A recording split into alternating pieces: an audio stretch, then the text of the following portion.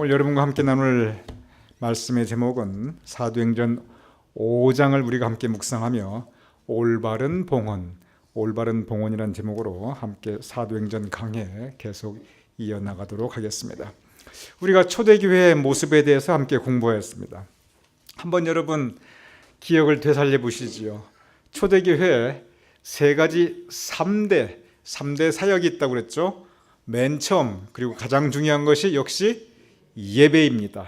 이 예배에 말씀 선포와 기도와 찬양과 말씀 묵상과 공부 다 들어갑니다. 예배 가장 중요합니다. 두 번째가 봉헌입니다. 이 봉헌은 헌금과 봉사와 구제와 그리고 선교 다 들어갑니다. 내가 가진 것을 하나님께 바치고 그리고 이웃과 나누고 그리고 복음을 전도하는 그 구체적인 사역에 내가 봉사하는 것입니다. 시간으로 봉사하고 재능으로 봉사하고 물질로 봉사하고 즉 하나님께 봉헌 바치고 이웃과 나누는 것, 이것이 봉헌입니다.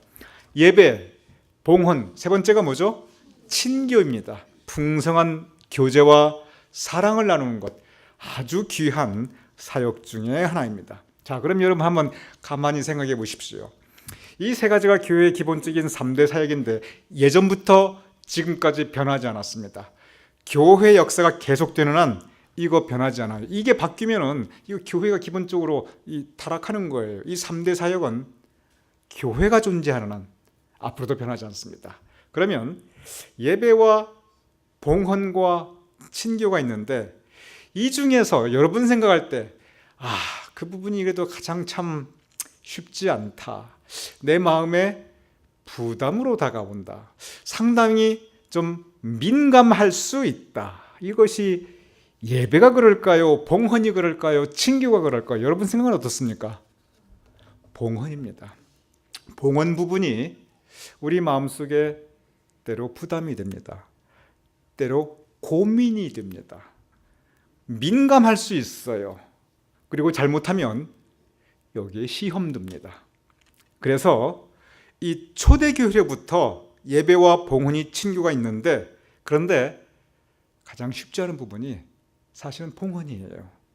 예배는 드리고 은혜 받으면 됩니다. 여러분 교회 나오면서 평안하고 기쁜 마음으로 나죠. 오늘 또 내가 예배를 드려야 되나? 여러분 그런 부담감 가진 적이 있어요? 없습니다. 편안하게 우리가 정갈한 몸과 마음으로 우리가 와서 예배드립니다. 친교 즐겁게 교제하면 돼요. 물론 친교 준비하시는 분들은 참 힘들지요. 그렇지만 기쁨으로 봉사하시는 거 정말 우리가 다 귀하게 감사하고 있습니다. 그런데 이 봉헌은 민감합니다. 부담이 될 수가 있어요. 시험이 될 수가 있습니다. 쉽지가 않아요. 그래서 초대교회가 시작되면서 바로 이 부분이 이슈가 됩니다. 여러분 그때나 지금이나 이 사람의 이 본질은 거의 안 바뀌었어요. 사람의 내면 세계는 3000년 전이나 2000년 전이나 1000년 전이나 지금이나 우리의 내면 세계, 우리가 무엇 때문에 근본적으로 고민하고 무엇 때문에 민감해하고 이런 건 안 바뀝니다. 그래서 초대교회가 시작되면서 예배 때문에 은혜 받고 친교 때문에 서로 사랑을 나누는데 이 봉헌이 교회 안에 커다란 이슈가 됩니다. 먼저 보도록 하겠습니다. 봉헌에 대한 모습입니다. 사도행전 4장. 지금 2장에서 이미 예배와 봉헌과 친교가 있는데 지금 4장으로 넘어옵니다. 그리고 5장은 온통 봉헌에 대한 얘기입니다. 보겠습니다. 4장 32절부터 갑니다. 믿는 무리가 한 마음과 한 뜻이 되어 모든 물건을 서로 통용하고 자기 재물을 조금이라도 자기 것이라 하는 이가 하나도 없더라. 예, 감사합니다. 이거 2장에서 이미 보았던 부분입니다. 이미 익숙한 부분이에요. 별로 특별한 거 없어요. 한번 이미 보았던 초대교회 봉헌의 모습이에요. 여기 보면 2장도 그렇지만 한 마음과 한 뜻, 이것이 중요합니다. 이 교회는 한 마음과 한 뜻이 됩니다. 그러면서 자기 재물을 자기 것이라고 하는 이가 하나도 없더라. 우리가 영적으로 신앙적으로 세상에 내 것은 아무것도 없습니다. 왜냐하면 하나님께서 주셨기 때문에 내가 가지고 있는 거예요. 우리가 가지고 있는 것, 생명조차도 하나님께서 주신 것입니다. 우리는 그것을 맡아서 관리하는 청지기해요. 내 생명까지도, 내 재물도. 그래서 여기에 보면은 조금이라도 자기 것이라고 하는 이가 하나도 없더라. 원래 우리 것은 아무것도 없어요. 그래서 이것이 성서적으로 신앙적으로 맞습니다. 그래서 이 부분에 대해서는 초대교회의 모습일 뿐만 아니라 우리가 영적인 우리의 기본적인 신앙의 고백이기도 합니다. 그래서 이러한 신앙 고백으로 더불어 아주 적극적인 봉헌이 이루어집니다. 적극적인 봉헌 한번 보겠습니다. 이어서 4장 33절에서 35절입니다. 사도들이 주 예수의 부활을 증언하니 무리가 큰 은혜를 받아 밭과 집 있는 자는 팔아 그 판 것의 값을 다 가져다가 사도들의 발 앞에 두매 그들이 각 사람의 필요를 따라 나누어 줌이라. 감사합니다. 여러분, 아까 제가 말씀드렸습니다. 봉헌 문제는 민감할 수 있고 부담이 될 수 있고 시험이 될 수 있다고. 오늘 제목 자체가 올바른 봉헌입니다. 그래서 제가 대배 설교 때 헌금에 대한 설교 거의 해본 기억이 없어요. 그런데 오늘은 이거 피해갈 수가 없어요. 5장 전체가 봉헌에 대한 가르침이니까. 초대교회가 딱 시작되고 곧바로 민감해진 문제가 봉헌이기 때문에 제가 이걸 피할 수가 없어요. 그러니까 오늘은 여러분과 저하고 이 봉헌에 대한 이야기를 우리가 함께 성경을 바탕으로 우리가 깊게 묵상했으면 좋겠습니다. 우리가 그래서 오늘 여러분 좀 이 부분을 잘 좀 보시기 바랍니다. 여기에 보면은 맨 먼저 나오는 말씀은 뭐냐면 우리가 큰 은혜를 받아. 먼저 은혜 받게 됩니다. 우리가 은혜 받아야 돼요. 은혜 받아야 교회에서는 뭐가 됩니다. 봉헌도 은혜 받아야 되고요. 친교도 은혜 받아야 되고요. 사역도 은혜 받아야 할 수 있어요. 그래서 큰 은혜를 받아 그 다음에 이제 봉헌의 역사가 시작되는데 밭과 집 있는 자들은 팔아 그 판 곳의 집을 가져다가 어디에? 사도들의 발 앞에 두매 누가? 사도들이 그 재정을 집행하게 됩니다. 여기에 먼저 많은 오해가 있습니다. 이 말씀을 바탕으로 일부 목사님들, 특별히 이단들이 뭐라고 말하냐면 이 말씀 보라, 분명히 성경 말씀이에요. 뺄 것도 더한 것도 없는 성경 말씀이에요. 이 성경 말씀 봐라. 집 팔고 땅 팔고 그래서 어디에 가져다 왔냐면 사도들의 발 앞에 두었다. 그리고 그 재정은 누가 집행했는가? 사도들이 집행했다. 그러면서 일부 목사님들이나 또한 특별히 이단들은 그러니 목사가 재정권이 있다. 또는 다 팔아 가져와서 나에게 가져와라. 이러한 주장들을 하기도 합니다. 이 부분이 사실입니다. 사도들이 재정을 집행하였습니다. 사도들의 발 앞에 두매 그들이 각 사람의 필요에 따라 나누어 줍니다. 집행을 사도들이, 즉 오늘날 따지면 목사가 하게 됩니다. 그런데 이것은 4장의 말씀이에요. 나중에 2장만 더 지나 6장에 가면은 이 모든 재정권을 누가 집행하냐면 사도들은 전부 재정과 이제 무관하게 됩니다. 사도들이 그 모든 일들, 이런 교회 관리와 재정에 대한 관리와 재정의 집행을 평신도에게 맡깁니다. 집사들이 세워집니다. 그 교회 공동체 내에 임원들이 세워집니다. 그래서 그 임원들이, 그 집사들이 이 재정을 집행하게 되고 사도들은 그때부터 뭐만 전념하냐면 그때부터 말씀 전하는 것과 기도에만, 즉 말씀 사역과 기도 사역만 전념하더라라고 기록되어 있어요. 그래서 그 이후부터 이 재정에 대한 관리는 교회에서 목사들이 하는 게 아니고 교회 임원들이 합니다.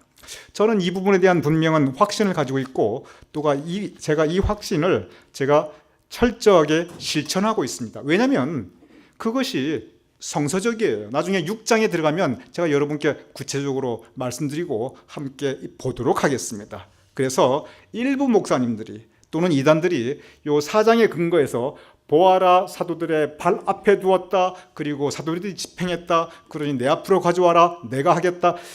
여러분, 이것은 하나만 알고 둘은 모르는 거예요. 4장까지만 성경 본 거예요. 2장만 더 들어가 6장에 보면 확 바뀝니다. 그리고 바로 6장 이후부터가 지금까지 진행되어 오는 그러한 재정에 대한 부분입니다. 그래서 교회 목사가 재정권이 있느냐? 엄격히 말하면 재정권을 가지는 것은 목사가 아니라 교회 공동체 전체입니다. 그러면은 장로가 가지가 있느냐? 아닙니다. 교회 공동체 전체 재정권입니다. 그러면 목사가 가진 권한이 없느냐? 아닙니다. 분명한 목사의 권한이 있어요. 그리고 책임이기도 합니다. 목사가 가지고 있는 고유한 권한과 책임은 뭐냐면 그것은 강단권이라고 합니다. 강단권은 뭐냐면 이제 사도행전 6장에 가면 여러분과 함께 말씀을 나누겠습니다만 적어도 말씀 사역에 대한 것, 기도 사역에 대한 것, 교회의 영적인 부분은 그것은 목사의 고유한 권한과 책임입니다. 그래서 그 부분에 대해서 여러분 우리가 이해하고 알고 넘어가는 것이 필요합니다. 때때로 그런 얘기, 그래도 목사님이 재정에 관여하시고, 우리 김국지 권사님 아시겠지만 제가 재정 굉장히 멀리 떨어져 있습니다. 별로 들어가서 이렇게 저렇게 뭐 물어보지도 않고요. 제가 뭐가 이렇게 하십시오 저렇게 하십시오 뭐 지시가 내려가거나 간섭하거나 별로 없어요. 왜냐하면 제가 이 부분에 대한 성서적인 분명한 확신이 있기 때문에 그렇습니다. 그것이 무관심한 게 아니라 성서적으로 그리고 영적으로 그렇습니다. 그러나 강단권에 대해서는 그것은 사도의 앞으로도 지금까지도 변하지 않는 고유한 책임과 권한, 그것은 평신도가 이렇게 함부로 할 수 없는 목사의 영역입니다. 그래서 그 부분은 우리가 다 같이 알고 있어야 되는 부분입니다. 자, 그러면 이제 여기에서 구체적인 봉헌 문제가 이슈로 떠오르는 커다란 사건이 생깁니다. 그 사건이 온통 5장 전체입니다. 초대교회가 생기자마자 바로 일어난 사건이에요. 그것도 봉헌 때문에. 이 문제 이전에 문제가 없었어요. 교회 문제는 봉헌, 이 재정 문제로 시작되었습니다. 보겠습니다. 사도행전 5장 1절에서 2절입니다. 아나니아라는 사람이 그의 아내 삽비라와 더불어 소유를 팔아 그 값에서 얼마를 감춤해 그 아내도 알더라. 얼마만 가져다가 사도들의 발 앞에 두니. 아나니아와 삽비라 부부입니다. 그런데 은혜 받았겠지요. 그 전에 아주 적극적인 봉헌이 이루어졌습니다. 그래서 아나니아와 삽비라도 글쎄요, 정말 은혜를 받아서 그렇게 했는지, 남들 하니까 안 할 수 없어서 그렇게 했는지, 체면 때문에 부담을 가지고 했는지 그것까지는 모르겠어요. 그런데 중요한 것은 뭐냐면은 그 값에 얼마를 감춤해 그 아내도 알더라. 감추고 그리고 일부만 바쳤습니다. 이 문맥에 보면은 이것이 뒤에 나타나게 되는데 이 액수, 즉 얼마를 바쳤다, 아니면 전체가 얼마인데 그 중에 얼마를 바쳤다, 이게 이슈가 아니에요. 액수가 이슈가 아니고 돈을 떼고 바쳤다, 그게 이슈가 아니에요. 진정한 이슈가 뭐냐면 속였다는 겁니다. 봉헌에 거짓 봉헌이 들어가게 됩니다. 그리고 거짓으로 속이면서 봉헌하게 됩니다.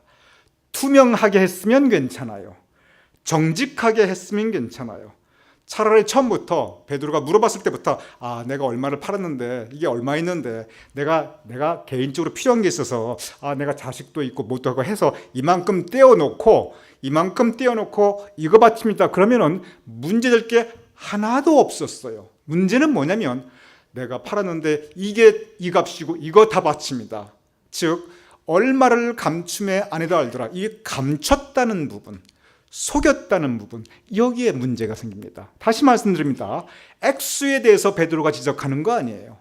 파는 거에서 왜 띄었냐? 뛸 수도 있지요. 정급하면 뛸 수도 있지요. 그걸 말하는 게 아니에요. 문제는 투명하지 못했고 정직하지 못했고 그리고 하나님과 사람을 속였습니다. 여기에 문제가 되는 겁니다. 그래서 베드로가 이것에 대해서 질책합니다. 5장 3절입니다. 오늘 성경 모독하신 두 분 참 별로 좋은 부분은 아니지만 그래도 우리가 한번 성경 공부이기 때문에 한번 자세하게 넘어가도록 하겠습니다. 5장 3절부터 갑니다.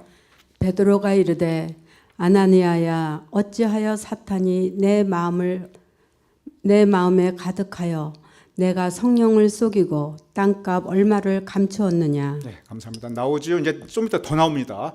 속이고 감추고 거짓되게 했다는 것, 투명하지 못했다는 것, 여기에 문제가 되는 것입니다. 처음부터 솔직했다면 그럴 수도 있지요. 내 집이었고 내 땅이었는데 베드로 사도님, 이만큼은 내가 필요하니까 이만큼 미리 뗐습니다. 알고 계십시오. 그리고 이만큼, 여러분 그게 아니었고 처음부터 속였다는 거, 바로 그 부분입니다. 그래서 거기에 대한 징벌이 떨어지게 됩니다. 사도행전 5장 5절에서 6절입니다. 아나니아가 이 말을 듣고 엎드러져 혼이 떠나니 이 일을 듣는 사람이 다 크게 두려워하더라. 젊은 사람들이 일어나 시신을 싸서 메고 나가 장사하니라. 네, 감사합니다. 이 봉헌에 대해서 정직하지 못했고 속였다는 것에 그 징벌로 죽게 됩니다. 참 가혹한 징벌입니다. 사형 선고를 하나님께서 내려버리셨어요. 그 다음에 이 사실을 알지 못하는 그 부인, 그 와이프 삽비라가 들어오게 됩니다. 그 부분을 보겠습니다. 사도행전 5장 7절에서 8절입니다. 3시간쯤 지나 그의 아내가 그 일어난 일을 알지 못하고 들어오니 베드로가 이르되 그 땅 판값이 이것뿐이냐 내게 말하라 하니 이르되 예 이것뿐이라 하더라. 예, 감사합니다. 아까 말씀드렸죠? 이 정직하지 못하고 속였던 그 거짓이 문제였다고. 바로 이 부분입니다. 오늘 이제 이 5장 7절 8절에서 구체적으로 말씀하시는 부분이 바로 그 부분이에요. 베드로가 물어봅니다. 그 땅 판값이 이것뿐이냐? 여기에서 아닙니다. 사실은 얼마였고 이만큼 떼었고 뗀 것 중에서 내가 바칩니다. 이렇게 말했을 때 여러분이 베드로라면 너 막 이렇게 했겠습니까? 그럴 수도 있지요. 그건 충분히 이해가 될 수 있는 부분이에요. 문제는 뭐냐면 속입니다. 예 이것뿐이라 하더라. 그런데 아까 말씀드렸죠? 감추었는데 그걸 남편도 알고 아내도 알더라. 성서가 분명히 말했어요. 삽비라가 알면서 거짓말을 합니다. 그리고 그것은 봉헌에 대한 건 하나님과 그리고 성도와의 관계입니다. 여러분 절대 오해하지 마세요. 여러분 봉헌하시는 거 그거 엄격히 말해서 저는 더더욱이 아니고 최 목사에게 바치는 거 전혀 아니고요. 교회에 바치는 것도 아니에요. 하나님께 바치는 겁니다. 봉헌은 하나님께 바치는 거예요. 근데 하나님께 바치는 그 봉헌에 대해서 삽비라가 저렇게 거짓말을 하는, 속이는, 즉 베드로를 속인 게 아니라 하나님을 속이는 것입니다. 그래서 이것에 대해서 또 결과가 이어서 5장 9절에서 10절입니다. 베드로가 이르되 너희가 어찌 함께 꾀하여 주의 영을 시험하려 하느냐. 보라 내 남편을 장사하고 오는 사람들의 발이 문 앞에 이르렀으니 또 너를 메어 내가리라 하니 곧 그가 베드로의 발 앞에 엎드러져 혼이 떠나는지라. 네, 감사합니다. 그가 베드로의 발 앞에 엎드러져 혼이 떠나는지라. 참 점잖게 표현했죠. 직설적으로 표현하면 삽비라가 어떻게 되었다? 죽은 겁니다. 벌 받아서 그 자리에서, 참 죄송합니다. 강대상에서 이런 표현 뭐한데, 즉사하게 됩니다. 그러니 이걸 보고 들은 교회의 반응이 어떤 반응이 나오냐면 5장 11절입니다. 온 교회와 이 일을 듣는 사람들이 다 크게 두려워하니라. 네, 감사합니다. 두려워할 만하지요. 봉헌하면 복 받는다고 우리가 알고 있는데 봉헌 잘못했다가 완전히 저렇게 부부가 다 비명 횡사를 하게 됩니다. 다시 한번 이 부분에 대해서 잘못 알고 있는 부분에 대해서 잠깐 말씀드리도록 하겠습니다. 이단들이, 목사님들이, 그런 목사님들이야 또 어디 있겠어요, 제가 생각할 때. 근데 이단들이 성경에서 가장 많이 악용하는, 가장 많이 이용도 아니에요, 아주 악용하는 대목 중에 하나가 바로 이 부분이에요. 바로 이 부분, 아나니아와 삽비라 얘기를 이단들이 많이 인용해요. 뭐라고 인용하면, 봐라, 다 팔았다. 집도 팔고 땅도 팔고 재산 다 팔았다. 그리고 그 돈 다 가지고 와서 사도들 발 앞에 놓았다. 그거 조금 감추었다가 봤지. 비명 횡사 저주받는다. 그러니 지금 당장 그렇게 해라. 죽고 싶지 않으면 지금 당장 집 팔고 땅 팔고 재산 팔아. 나 사도이니까 나한테 가져와라. 단 100불이라도 떼면 안 된다. 봤지. 죽는다. 여러분, 이런 경우가 의외로 많았습니다. 교회 역사에 많았고, 이게 한국 교회 역사를 말하는 게 아니에요. 이렇게 가르치고, 그리고 이 잘못된 가르침 때문에 실제 이렇게 집 팔고 땅 팔고 재산 다 팔아가지고 온 재산 갖다 바치고 이렇게 그냥 집안 완전히 재산 다 그냥 이렇게 한 그런 부분들, 이단을 따르는 그런 선량한 잘못 믿은 분들, 여러분 한국에도 많고 미국에도 많고 교회 역사상 상당히 많아요. 여러분은 어떻게 생각하십니까? 여기에서 어떤 분이 봤지, 다 팔고 가지고 와라. 그러면 여기에서 우리가 한번 생각할 필요가 있습니다. 봉헌 잘못하면은 하나님께서 이렇게 기뻐하지 않으세요. 근데 봉헌은 정말 중요한 것입니다. 우리 교회의 3대 사역 중에 하나예요. 봉헌이 없으면 교회가 존재할 수가 없어요. 봉헌이 만약에 없다면 이 교회가 어떻게 존재했겠습니까? 그러니 여기서 성서가 주고 있는 과연 올바른 봉헌이 무엇인가, 이 부분에 대해서 우리가 깊이 묵상하고 그리고 성서를 바탕으로 정확히 알 필요가 있습니다.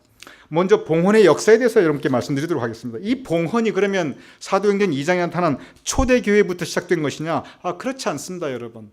하나님께서 초대교회부터 시작했나요? 그렇지 않아요. 창세기부터 시작했지요. 태초에 전부터 하나님 계셨습니다. 그런데 하나님께서 이 신앙 공동체에게 이 초대교회만 있었던 게 아니에요. 신앙 공동체가 시작되면 하나님께서 분명히 예배와 봉헌과 친교에 대해서 구체적으로 가르쳐 왔습니다. 즉 예배와 봉헌과 친교는 사도행전 2장부터 시작된 교회 역사부터 시작된 그러한 사역이 아니고 신앙 공동체의 고유한 사역이에요.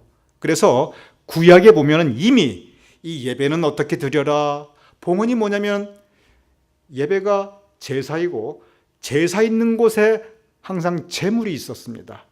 그래서 이 제물에 대한 부분, 제물은 어떻게 바쳐라 아주 구체적으로 나옵니다. 그리고 친교, 화목제를 어떻게 해서 어떻게 함께 친교해라 아주 구체적으로 나와 있어요.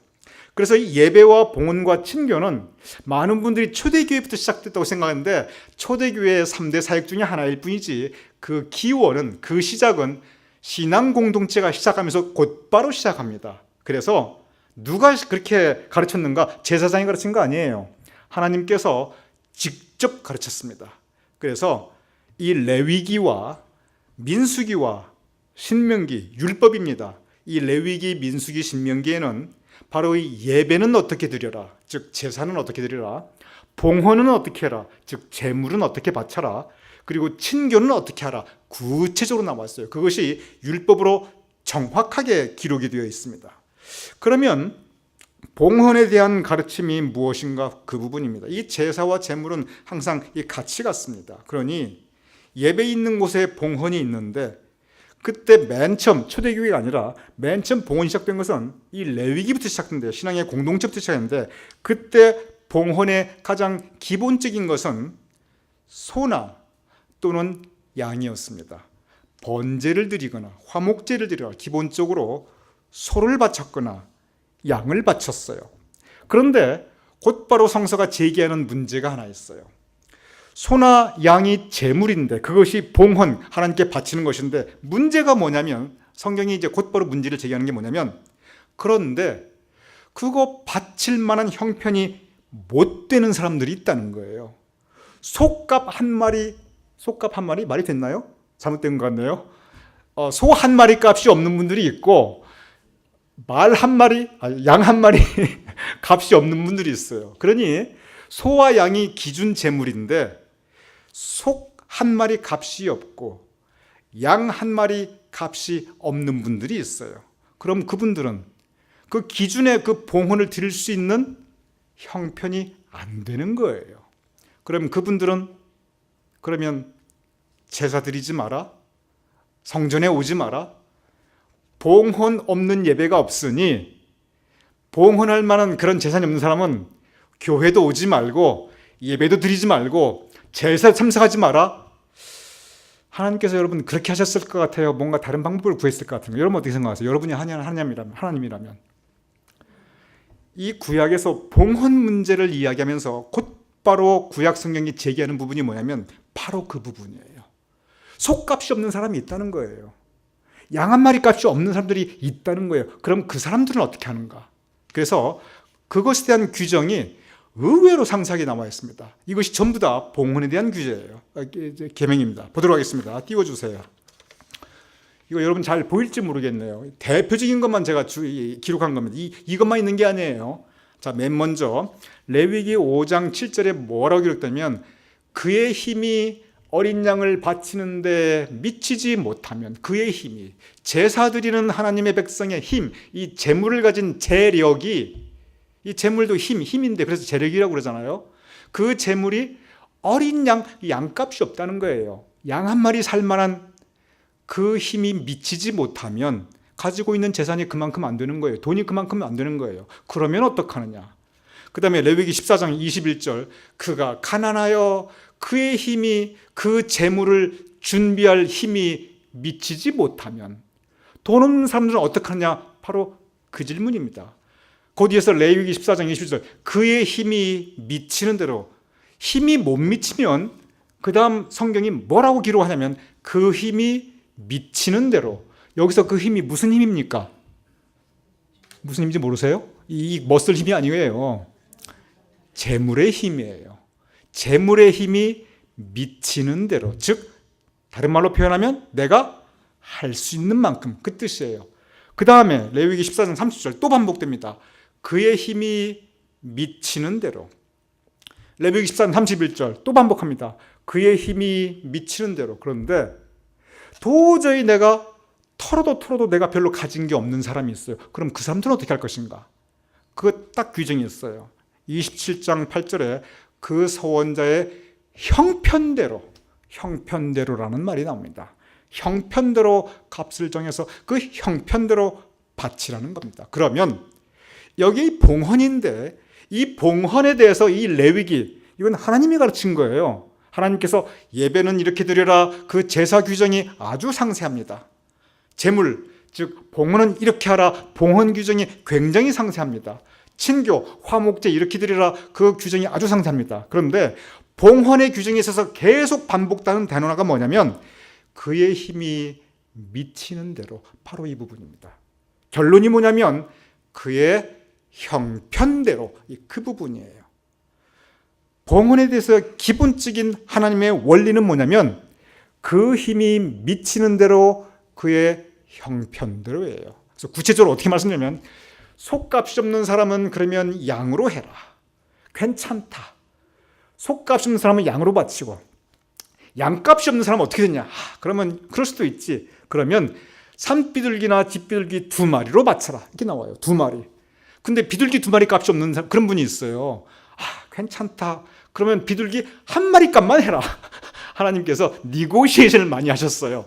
그러면 2마리 값 없으면 그럼 1마리 값 해라. 1마리 값도 없는 사람도 있어요. 그러면 곡식 조금 가지고 와라. 그래도 너 먹을 쌀 한 자루는 있을까 있냐? 그러면 쌀 한 자루에서 얼마 곡식이라도 가지고 오라. 그것도 없으면 마지막으로 너 형편대로 하라. 이것이 봉헌에 대한 근본적인 가르침입니다. 여러분 굉장히 마음에 갑자기 부담이 없으시지요? 편안하지요? 그런데 바로 이 그 힘이 미치는 대로 이 형편대로가 우리에게 두 가지를 기억해야 합니다.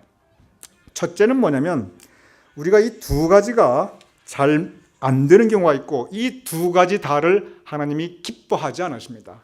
하나님이 기뻐하지 않으시는 두 가지 봉헌이 있는데 자, 프린시플이 뭐냐면 원리가 뭐냐면 그 힘이 미치는 대로 그리고 마지막 결론은 그 형편대로예요. 그런데 문제가 뭐냐면 두 가지 문제가 있는데 첫째는 뭐냐면 이 두 가지가 어떤 게 먼저고 어떤 거 두 번째 그거 없어요. 그냥 제가 이렇게 순서로 그냥 말씀드리는 거예요. 그래서 이게 첫 번째, 두 번째 그 의미가 아닙니다.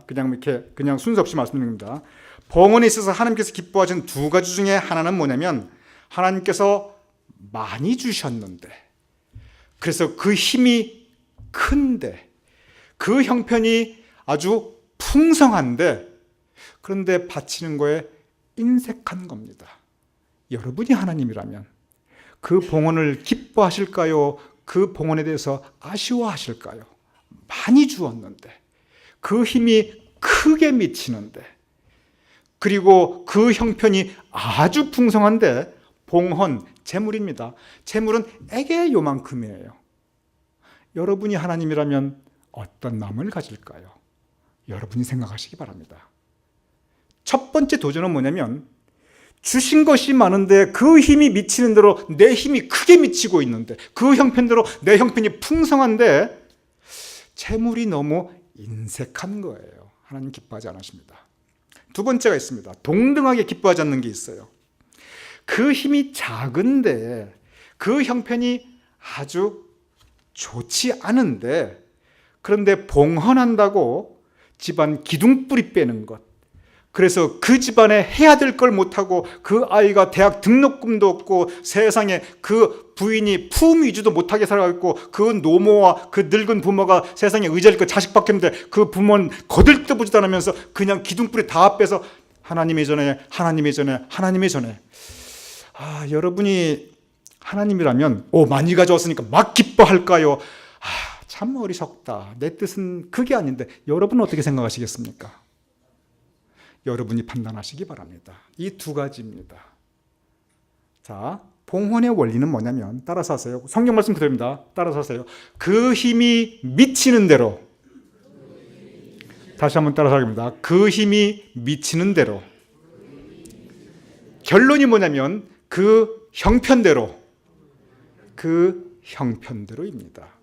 그래서 우리가 그 힘이 미치는 대로, 그 형편대로 너무 인색해도 안 되고, 그 힘이 미치는 대로, 그 형편대로 너무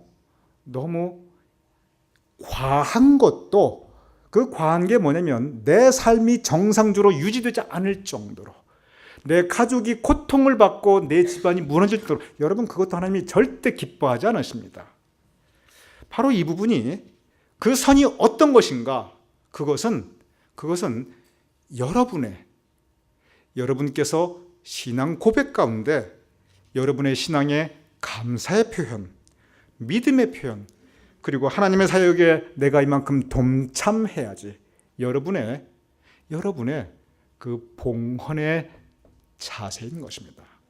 봉헌에 있어서 그래서 가장 중요한 것은 바로 그 봉헌의 원리와 봉헌의 자세입니다. 액수가 문제가 아니에요. 액수는 두 번째입니다. 아나니아와 삽비라가 액수 때문에 벌받았냐? 절대 그렇지 않아요. 자세 때문에 그랬습니다. 봉헌의 프린스플에 어긋났어요. 봉헌의 자세가 틀렸어요. 바로 그 부분 때문에 아나니아와 삽비라가 벌받은 것입니다. 근본적으로 봉헌은 하나님에 대한 은혜, 감사의 표현입니다. 나에게 이만큼 주셨는데 내가 하나님께 다시. 근본적으로 봉헌은 또한 믿음의 표현입니다. 믿음 없는 사람 절대 봉헌 못합니다. 이게 얼마나 아깝습니까? 이게 내가 이거 어떻게 벌었는데 절대 봉헌 못해요. 믿음이 그 봉헌을 가능하게 합니다. 세상의 원리는 자꾸 쥐는 것입니다. 근데 봉헌은 손을 펴서 내놓는 거예요. 하나님께 내놓고 우리 이웃에 베푸는 것, 이거 믿음의 표현입니다.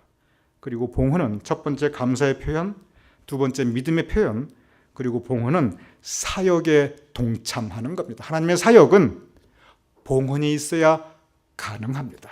그래서 이러한 부분이 바로 하나님께서 원하시고 기뻐하시는 봉헌의 근본적인 원리입니다. 오늘 본문 제가 읽은 그 바나바는 사도행전 지나서 이 교회, 초대교회에 아주 바울과 더불어 굉장히 큰 일을 하였던 사역자입니다. 그가 하였던 그 커다란 사역의 맨 첫 번째가 뭐냐면 바로 이 봉헌 사역부터 시작하였어요.